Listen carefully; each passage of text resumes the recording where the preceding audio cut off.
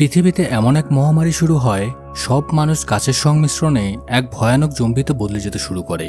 আর এই জম্বিদের কোনোভাবেই মেরে ফেলা সম্ভব না, তারা অমর হয়ে চিরকাল বেঁচে থাকতে পারে। সিনেমার প্রতিটা অংশে রয়েছে ভরপুর টুইস্ট, যার রেশ আপনার মাথায় কয়েকদিন ঘুরবে। আসল মজা পেতে হলে অবশ্যই আপনাকে পুরো ভিডিওটি দেখতে হবে। হ্যালো সবাইকে, আমি অমিত, আর আপনারা দেখছেন সিনেমেটিক জার্নি। আর কোনো কথা না বাড়িয়ে শুরু করছি আজকের সিনেমার গল্প।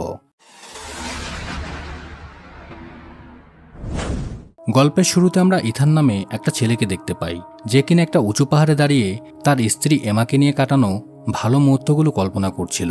এত ভালো মুহূর্তের পরেও হয়তো অনেক খারাপ কিছু একটা হয়েছিল। তারপর একটা বন্দুক হাতে নিয়ে ইথান নিজের মাথায় গুলি করে আত্মহত্যা করে। কিন্তু কি এমন হয়েছিল যার জন্য তাকে আত্মহত্যা করতে হলো? সত্যিটা জানার পর হয়তো আপনার মাথা ঘুরে যাবে। তারপর দৃশ্য পেছনে চলে আসে। আমরা একটি গাড়ির মধ্যে ইথান এবং এমা নামে একটি কাপলকে দেখতে পাই, যারা কিনা একটি ইমার্জেন্সি সিচুয়েশনে শহর থেকে বাইরে পালানোর চেষ্টা করছিল। গাড়িতে চলা রেডিওর মাধ্যমে আমরা বুঝতে পারি পৃথিবীতে ভাইরাসের সংক্রমণ শুরু হয়ে গিয়েছে। সবাই ভাইরাসে আক্রান্ত হয়ে অদ্ভুত জম্বিতে পরিণত হয়ে যাচ্ছে। তাদের মতো আরও অনেকেই শহর থেকে পালানোর চেষ্টা করছিল। গাড়ি চালাতে চালাতে হঠাৎ তাদের সামনে প্রচণ্ড আলো এসে পড়ে, যার কারণে তাদের গাড়িটি অ্যাক্সিডেন্ট হয়ে যায়। ইথান যখন তার জ্ঞান ফিরে পায়, তখন তার সাথে তার স্ত্রী এমা ছিল না। এজন্য ইথান অনেক বেশি চিন্তিত হয়ে পড়ে। তখন সে বাইরে এসে চারদিকে এমাকে খুঁজতে থাকে, কিন্তু সারা শহর একদমই নীরব। জনশূন্য শহরে মানুষের কোনো অস্তিত্বই নেই। এক রাতের মধ্যে সবাই যেন গায়েব হয়ে গেছে। বিমান বিধ্বস্ত হয়ে পাহাড়ের উপর পড়ে আছে, কিন্তু দেখার মতো কেউ নেই। ইথান তখন সেখানে একটা গাড়ি আসার শব্দ শুনতে পায়। সে রাস্তায় গিয়ে তাদের দৃষ্টি আকর্ষণ করার চেষ্টা করে। গাড়িটি তার সামনে এসে থামলে সে লোকটাকে বলে, আমি মাত্রই জ্ঞান ফিরে পেয়েছি, আর আমি জানি না আমি এখন কোথায়। কিন্তু লোকটা তার কোনো কথা না শুনে তার দিকে বন্দুক তাক করে। লোকটি ইথানকে মারার আগেই পেছন থেকে একজন মহিলা এসে সেই গাড়ির ড্রাইভার ও লোকটিকে গুলি করে দেয়। গাড়ির ড্রাইভার সাথে সাথেই মারা যায়, আর সেই লোকটি মারাত্মক আহত হয়। তখন মহিলাটি বাইরে এসে লোকটির গালে চড় মারায় লোকটি বেহুশ হয়ে যায়। তারপর ইথানকে সে জানায় তার নাম ম্যারি। ইথান তাকে বলে সে তার ওয়াইফকে খুঁজে বেড়াচ্ছে, না জানে সে এখন কোথায় আছে। ম্যারি তখন ইথানকে সে লোকটাকে গাড়িতে ওঠাতে সাহায্য করতে বলে, কিন্তু লোকটিকে গাড়িতে ওঠানোর সময় সে নিজেই অজ্ঞান হয়ে যায়। ইথানের জ্ঞান ফেরার পর সে নিজেকে একটি বিছানায় শোয়া অবস্থায় দেখতে পায়। সে নিচে নেমে এসে দেখে ম্যারি তার জন্য খাবার রান্না করছে। ম্যারি তখন তাকে জিজ্ঞেস করে সে কোথা থেকে এসেছে। ইথান তাকে জানায় তার বেশি কিছু মনে নেই, তার শুধু এতটুকু মনে আছে সে তার ওয়াইফের সাথে একটি লেক সাইডে যাচ্ছিল। তখন তাদের গাড়ির অ্যাক্সিডেন্ট হয়ে যায়। এর বেশি কিছু সে কিছুই মনে করতে পারছে না। ম্যারি রক্তের মতো দেখতে কিছু একটা রান্না করছিল। ইথান সেটা দেখে তখনই খেতে চায়, কিন্তু ম্যারি তখন নিষেধ করে তাকে বলে এটা এখনো প্রস্তুত হয়নি। তারপর সে সেখানে ম্যারির বাসায় টানানো অনেকগুলো নিউজ পেপার দেখে। ইথান বুঝতে পারে পুরো দুনিয়া প্যান্ডামিকের কারণে ধ্বংস হয়ে গিয়েছে এবং এই সংক্রমণ শুরু হওয়ার অনেক বছর পার হয়ে গিয়েছে। এইসব দেখে ইথান পুরোপুরি শকড হয়ে যায়, কারণ তার কাছে মনে হচ্ছিল যেন এইসব কালকেই হয়েছে। আর এতটা বছর তার ওয়াইফ কোথায় আছে সে তার কিছুই জানে না। তখন ম্যারি তাকে বলে এইসব কিছু অনেক আগে শুরু হয়েছিল, আর সায়েন্টিস্টদের মতে প্রকৃতি যেন এইসব কিছু ইচ্ছে করেই করছে, যাতে সমস্ত মানুষ মারা যাওয়ার পর পৃথিবীকে নতুন করে আবার ব্যালেন্স করতে পারে। এইসব বলতে বলতেই ঘরের লাইট চলে যায়। তখন ম্যারি বাইরে সোলার সিস্টেম চেক করতে যাওয়ার আগে ইথানকে বলে সে যেন ঘরের কোনো কিছুতে হাত না দেয় এবং বাইরেও না আসে। কিন্তু ইথান ম্যারির কথা না শুনে বাইরে চলে এসে চারদিকে দেখতে থাকে। তখন সে সেখানে খোলামেলা একটি ঘর দেখতে পায়, যেখানে একটি জম্বি কঙ্কালে পরিণত হয়ে মাকড়সার জালে আটকে নড়াচড়া করছিল। ইথান এইসব দেখে অনেক ভয় পেয়ে যায়। সে ম্যারিকে বলে ওইখানে কিছু একটা আছে। ম্যারি তখন ইথানকে ওইসবের দিকে ধ্যান দিতে না করে। সে বলে ওকে ওর মতো থাকতে দাও, সে আমাদের কিছুই করবে না। ম্যারি তখন সোলার সিস্টেমটা ঠিক করার চেষ্টা করছিল, কিন্তু সে ঠিক করতে না পারায় ইথান তাকে সাহায্য করে এবং সোলার সিস্টেমটা ঠিক করে দেয়। তারপর দুইজন মিলে জঙ্গলের গভীরে যেতে শুরু করে, যেখানে ম্যারি শিকার করার জন্য আগেই ফাঁদ পেতে রেখেছিল। তারা ম্যারির পাতা ফাঁদের দিকে চেক করতে যায়, যেখানে অনেকদিন পর একটা শিকার ধরা পড়ে। রাতে খাওয়া দাওয়া শেষ করে ইথান ম্যারিকে সাহায্য করার জন্য প্যাডেল দিয়ে ব্যাটারি পাওয়ার চার্জ করতে থাকে। তারপর দুজন একসাথে নেচে ও কাঠ খেলে সময় পার করে। ইথান ম্যারিকে তার জীবন বাঁচানোর জন্য ধন্যবাদ জানিয়ে বলে আমার ওয়াইফকে খোঁজার জন্য আমার এখনই চলে যেতে হবে। তখন ম্যারি তাকে বলে আজকে রাতে এখানেই থাকতে, কালকে সকালে সেও তার সাথে তার ওয়াইফকে খুঁজতে বের হবে। তখন ইথানের ওয়াইফের জন্য খুব চিন্তা হচ্ছিল, তাই সে মাঝরাতেই ম্যারিকে কিছু না জানিয়ে তার গাড়ি নিয়ে এমাকে খুঁজতে বেরিয়ে পড়ে। ইথানের অ্যাক্সিডেন্টের আগে তেমন কোনো কথাই মনে পড়ছিল না।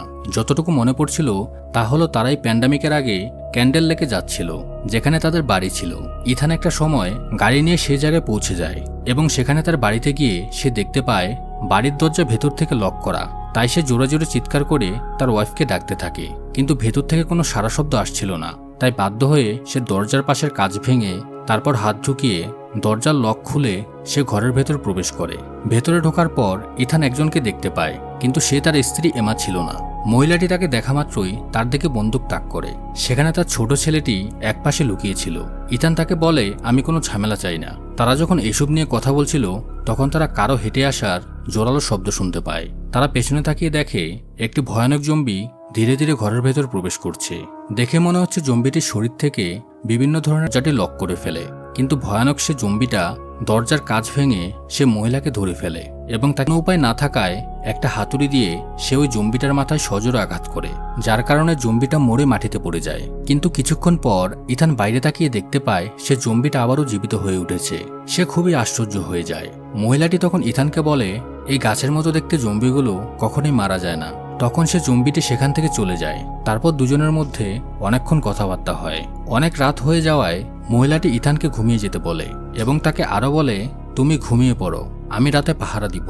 মহিলাটির কথা শুনে ইথান তখন ঘুমিয়ে পড়ে, কিন্তু সকালে যখন ইথানের ঘুম ভাঙে তখন সে দেখতে পায় তার পুরো মুখ রক্তে লাল হয়ে আছে। পেছনে ঘুরে তাকাতে সে দেখতে পায় সে মহিলার রক্তাক্ত মৃতদেহ সেখানে পড়ে আছে। মনে হচ্ছিল যেন কোনো জম্বি খুব বাজেভাবে তাদেরকে ক্ষতবিক্ষত করে খেয়ে মেরে ফেলেছে। আর কিছুক্ষণ পর তাদের শরীর থেকেও বিভিন্ন ধরনের উদ্ভিদ বের হতে শুরু করে। ইথান বুঝতে পারে যে এখানে থাকাটা তার জন্য বিপজ্জনক। তাই সে দ্রুত সেখান থেকে বের হয়ে একটা গাছের নিচে এসে দাঁড়ায় এবং নিজেকে রিল্যাক্স করার চেষ্টা করে। তখন সে খেয়াল করে একটা জম্বি একটা বাচ্চাকে মেরে তার দেহ থেকে মাংস ছিঁড়ে খাচ্ছিল।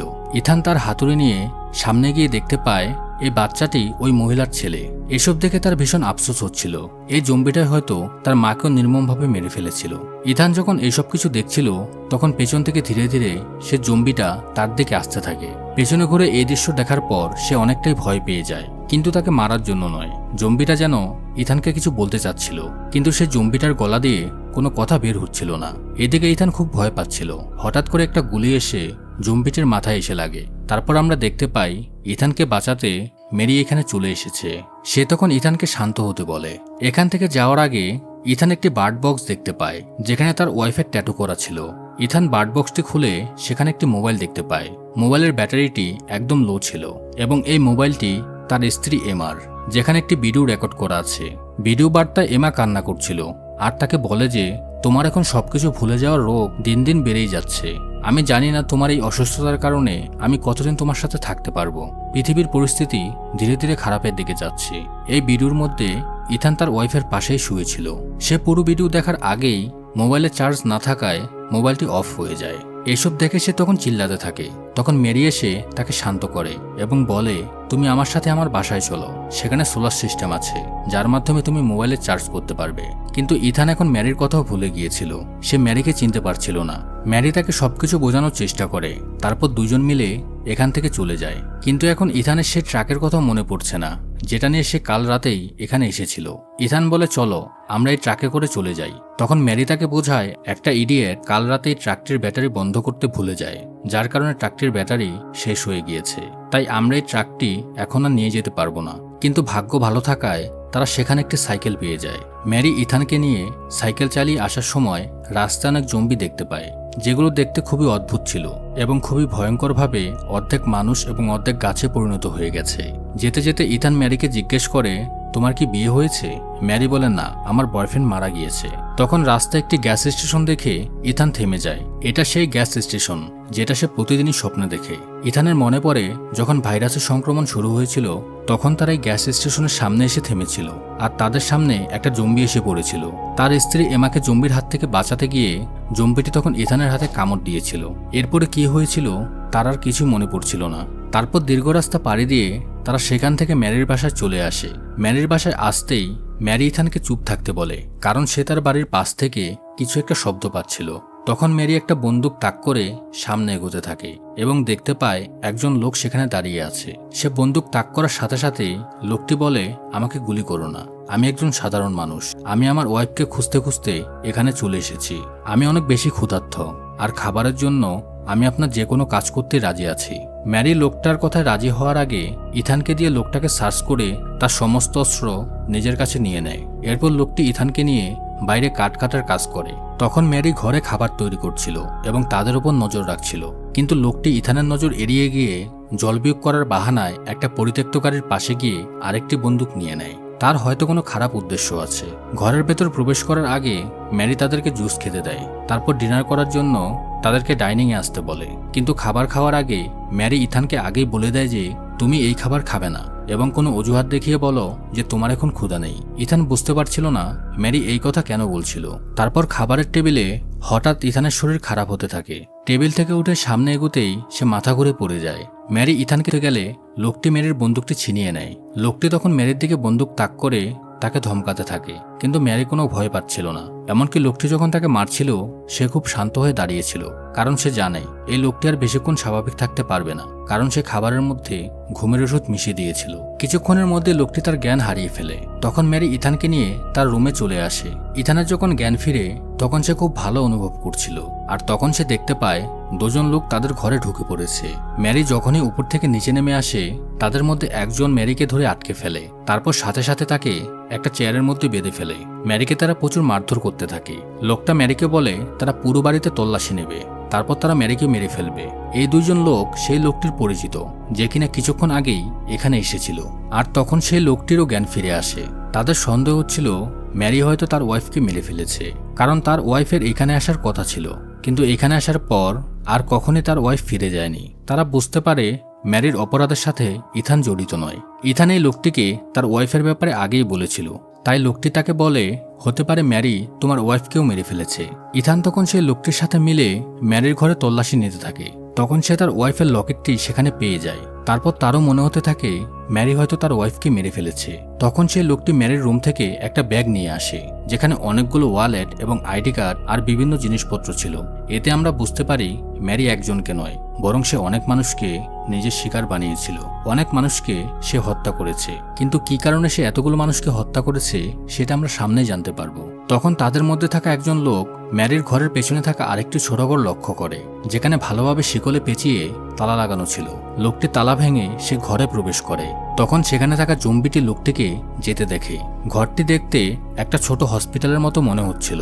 সেখানে হসপিটালের বিভিন্ন যন্ত্রপাতি রাখা ছিল। বেডের দিকে তাকাতেই লোকটি দেখতে পায় তাদের লিডারকে সেখানে আটকে রাখা হয়েছে, যাকে আমরা সিনেমার শুরুতে দেখেছিলাম গাড়িতে করে নিয়ে আসতে। তার একটি হাত কেটে ফেলা হয়েছে। ততক্ষণে ঘরে থাকা আরেকটি লোকও সেখানে চলে আসে।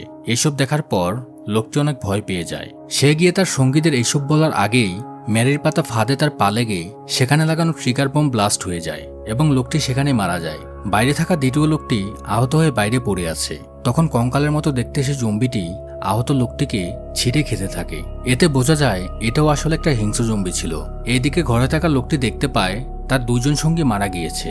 অন্যদিকে ব্যাগ থেকে পাওয়া আইডি কার্ডগুলোর মধ্যে সে তার স্ত্রীর আইডি কার্ড সেখানে দেখতে পায়। এখন সে পুরোপুরি শিওর হয়ে যায় যে ম্যারি তার স্ত্রীকে হত্যা করেছে। তাই সে আগে লোকটি ম্যারিকে মারতে এগিয়ে আসে, কিন্তু তার বন্দুকে গুলি না থাকায় সে ম্যারির বন্দুকটি উঠিয়ে নেয় এবং ম্যারিকে মারার জন্য বন্দুক তাক করে। কিন্তু বন্দুকে ট্রিগার চাপার পর গুলি না চলে বোম ব্লাস্ট হয়ে লোকটির হাত ক্ষতবিক্ষত হয়ে যায়।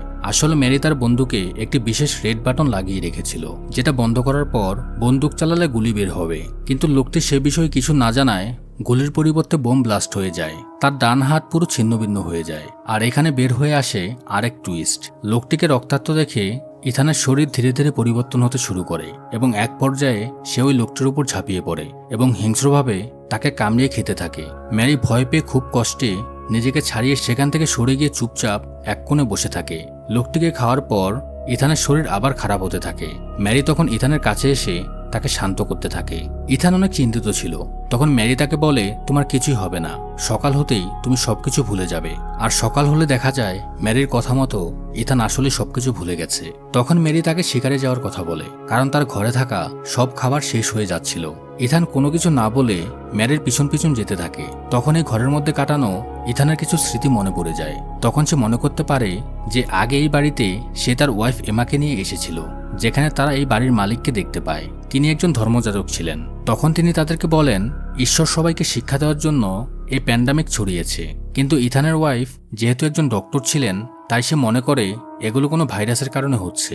তখন ইথানের আরেকটি কথা মনে পড়ে যায়। যখন তারা এই বাড়িতে গিয়েছিল, তখন তার হাতের প্লাস্টারের ওপর সবসময় রেড কালার লাভ সাইনের মধ্যে এমা লেখা থাকতো, কিন্তু এখন গ্রিন কালার দিয়ে সেখানে এমা লেখা ছিল। এসব চিন্তা করে তার মাথা খারাপ হচ্ছিল। তার মনে হচ্ছিল নিশ্চয়ই ম্যারি তার সাথে কোনো গেম খেলছে। তাই সে সবকিছু জানার জন্য ম্যারির উপর বন্দুক তাক করে। কিন্তু ম্যারি এসব দেখে একটু নার্ভাস হয় না। ইথান তাকে জিজ্ঞেস করে তার হাতে আজকে গ্রিন কালার কিভাবে হলো, সে তার সাথে কি খেলা খেলছে। তখন ম্যারি তাকে খুব শান্তভাবে বলে যে আজকে রেড কালার পেন শেষ হয়ে গিয়েছে। এতে আমরা স্পষ্ট বুঝতে পারি যে বারবার ইথানের হাতে লাভ সাইন দিয়ে এমা লেখাটা ম্যারি নিজেই লিখত। ইথান কিছুই বুঝতে পারছিল না, তাই সে অনেক বিরক্ত হচ্ছিল। তখন ম্যারি তাকে সত্যিটা বলে দেয়। সে তাকে বলে তুমি এখন মারা গিয়েছ, আর বর্তমানে তুমি স্বাভাবিক কোনো মানুষ নও। গ্যাস স্টেশনে যখন তোমাকে জম্বি কামড়ে দিয়েছিল, তখনই তুমি ইনফেক্টেড হয়ে গিয়েছিলে। এসব শুনে ইথান অনেক অস্থির হয়ে পড়ে এবং সে তার হাতের প্লাস্টারটি খুলে ফেলে। আর সে তখন দেখতে পায় তার হাতে অনেক ছোট ছোট গাছের মতো কিছু একটা বেরিয়ে আসছে। তার মানে ম্যারি সব সত্যি বলছিল। ম্যারি তখন তাকে বলে আমি তোমাকে মানুষ বানিয়ে রাখার জন্য সবসময় মানুষের মাংস খাওয়াতাম, যে কারণে তুমি পুরোপুরি জম্বিতে পরিণত হওনি। আর তখন আমাদের দেখানো হয় যখন তার এই বাড়িতে এসেছিল, সে ধর্মযাজক বুঝতে পেরে গিয়েছিল যে ইথান কোনো মানুষ নয়, কারণ ইথান কোনো স্বাভাবিক মানুষের মতো আচরণ করছিল না। তার ভিতরে মানুষের কোনো অনুভূতি কাজ করছিল না। আর তার স্ত্রী এমা এসব লুকানোর চেষ্টা করছিল। হঠাৎ সবার মাঝে বসে থাকার সময় ইথানের মাথা ঘুরাতে থাকে। তখন এমা তাকে নিয়ে ওয়াশরুমে চলে যায়, যেখানে সে অদ্ভুত আচরণ করতে থাকে। এমা তখন তাকে বলে তুমি নিজের উপর কন্ট্রোল রাখার চেষ্টা করো, আমি তোমার জন্য কিছু একটা ব্যবস্থা করছি। একথা বলে এমা নিচে চলে আসে। নিচে এসে এমা তাদেরকে বলে আসলে ইথানের শরীরটা বেশি একটা ভালো না, তাই সে একটু পরে আসবে। এইসবের কারণে সে ধর্মযাজক পুরোপুরি নিশ্চিত হয় যে ইথান আসলে ভাইরাস ইনফেক্টেড। তাই সে এমাকে কিছু প্রশ্ন করার জন্য তার ওয়াইফ এবং মেয়েকে রুমে পাঠিয়ে দেয়। রুমে যাওয়ার সময় তার ওয়াইফ কিছু অদ্ভুত আওয়াজ শুনতে পায়। ওয়াশরুমের দরজা খুলতেই সে দেখতে পায় ইথান খুবই ভয়ঙ্কর রূপে পরিণত হয়ে যাচ্ছে। আর তখনই ইথান তার ওয়াইফের উপর হামলা করে। লোকটি তার ওয়াইফ এবং মেয়ের চিৎকার শুনে তাদেরকে বাঁচানোর জন্য বন্দুক হাতে নিতে গেলে এমা তার পাশে থেকে ছুরি উঠিয়ে লোকটির শরীরে ঢুকিয়ে দেয়। আর তখন লোকটিও এমাকে মারাত্মক আহত করে ফেলে। কিন্তু এমা তার পকেট থেকে বন্দুক বের করে গুলি করে সেই লোকটিকে মেরে ফেলে। তারপর এমা উপরে গিয়ে দেখতে পায় ইথান তার ওয়াইফ এবং মেয়েকে মেরে ফেলেছে। এমার মুখে ভীষণ ক্ষত লক্ষ্য করা যায়। কিন্তু আপনি শুনলে হয়তো চমকে যাবেন, ইথানের ওয়াইফ এমাই হলো বর্তমানের মেরি।